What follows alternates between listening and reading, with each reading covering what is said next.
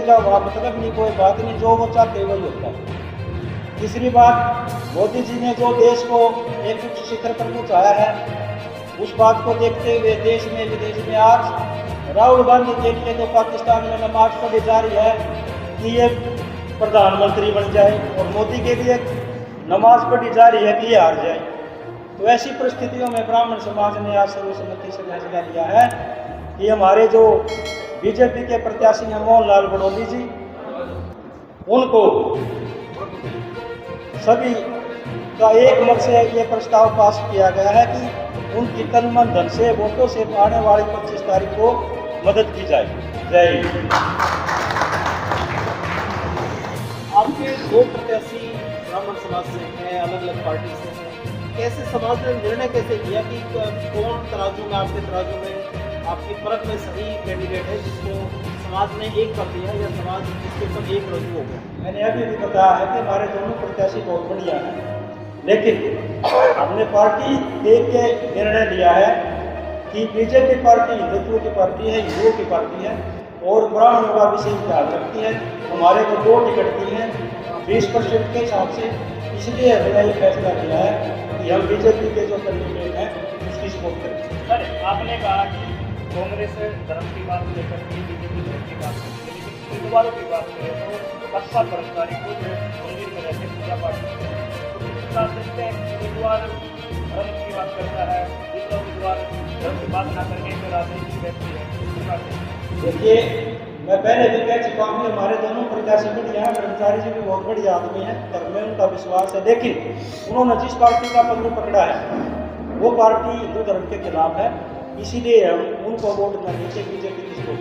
कितनी सपोर्ट मिल पाएगी लोकसभा सीट? हमारी तरफ से तो 100%।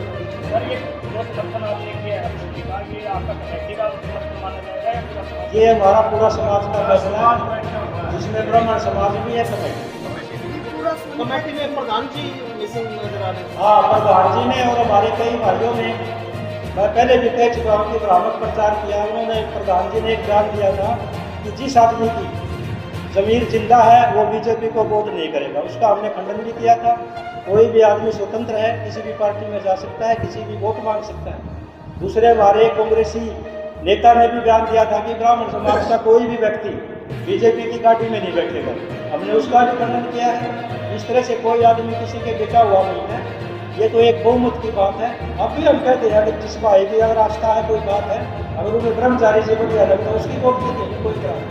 सर, आपने मैनिफेस्टो का विरोध किया है, कांग्रेस का मैनिफेस्टो, आपने बीजेपी का, क्या ब्राह्मण समाज के धर्म के नाम पर वोट करेगा या देश के विकास के मुद्दों पर रोजगार, देश के विकास में, राष्ट्र के विकास पे और धर्म के नाम पे भी हर चीज़ को, मतलब हर पहलू को ध्यान में रखते हुए ब्राह्मण समाज वोट करेगा। मोदी जी ने तो 47 का विजन किया हुआ, कांग्रेस के पास कोई विजन नहीं है ना, उनको ये पता कि हमारा अगर ये सत्ता में आ जाते कौन प्रधानमंत्री बनेगा, है ही नहीं। कांग्रेस को तो बेच दिया, राहुल गांधी ने तो सिर्फ 17 सीट की 80 सीटों में से क्वेश्चन है वो ये है कि आपके लिए देश में विकास है या धर्म है? हमारे तो दोनों चीजें, विकास भी चाहिए देश का, धर्म भी चाहिए। जिस देश का धर्म जीवित नहीं रह सकता वो देश में नहीं जीवित रह सकता। हाँ, जो जिस देश के नागरिक अपने धर्म की रक्षा नहीं कर सकते वो देश की रक्षा भी नहीं कर सकते। प्रधान जी, आपने सनातन की बात करी, सतपाल ब्रह्मचारी जी को सनातन को प्रचारित कर रहे हैं, फिर आप लोग क्यों उनसे विमुख होते जा रहे हैं? आदरणीय साहब की अगर कोई मीडिया में आकर के ठेके के ऊपर चला जाए उसको आप क्या कहेंगे? सतपाल ब्रह्मचारी को मैं जन्मजात जानता हूँ, अगर कभी कुछ भी किया हो वो नलोटी बात में हो, इसके अलावा जो ब्रह्मचारी के गुण होते हैं उनके अंदर एक भी हो, अंडरवियर पहन के ब्रह्मचारी किस बात का नाम है? इसके बाद आप उनको ब्रह्मचारी भी नहीं मानते? मैं ब्रह्मचारी भी नहीं मानता, मैं उसी के काम से शुरू रखता हूँ, इसीलिए बात दावे से कह रहा हूँ। तो देख सकते हैं कोई विषय नहीं है, आप इस विषय बता दें, हम इस विषय का कोई बात नहीं करना चाहते। ये आपका अपना विषय है, आप अभी रामचंद्र जी ने जो बात कही ब्रह्मचारी जी के व्यक्तिगत जीवन के बारे में, मैं समझता हूँ कि ऐसी टिप्पणी हमें नहीं करनी चाहिए किसी की व्यक्तिगत जीवन के बारे में। ये प्रेस कॉन्फ्रेंस जो की जा रही है ब्राह्मण समाज के द्वारा, ये प्रेस कॉन्फ्रेंस लोकसभा चुनाव के दृष्टिगत है। और लोकसभा चुनाव के अंदर मैं तो मानता हूं 2 पार्टियां मुख्य तौर पर इस देश के अंदर चुनाव लड़ी है, कांग्रेस पार्टी और भारतीय जनता पार्टी। दोनों पार्टियों का जो विजन है, राष्ट्र के बारे में दोनों पार्टियों का जो चिंतन है, वो मुख्य मुद्दा इस चुनाव के अंदर होना चाहिए।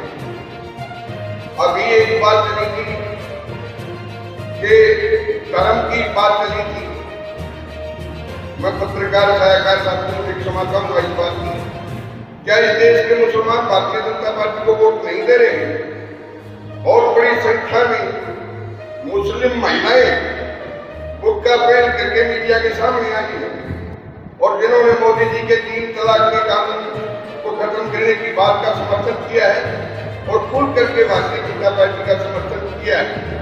मीडिया के सामने मैंने खुद देखा है, मीडिया के टीवी के ऊपर बहुत सारी मुस्लिम महिलाएं आई। ये चुनाव कोई धर्म का चुनाव नहीं है, ये चुनाव वास्तव में इस देश के भविष्य का चुनाव है। कांग्रेस पार्टी हर बार क्षेत्रवाद की बात करती है, चाहे वो बीजेपी कांग्रेस हो, सबका अपना अपना एजेंडा रहता है। कांग्रेस के नेता कहते हैं कि अपनी बार जींद जिले से बेटे को टिकट मिली है, हर गांव में जा रहे थे, यही प्रचार चल रहा है कांग्रेस का कि जींद के बेटे को टिकट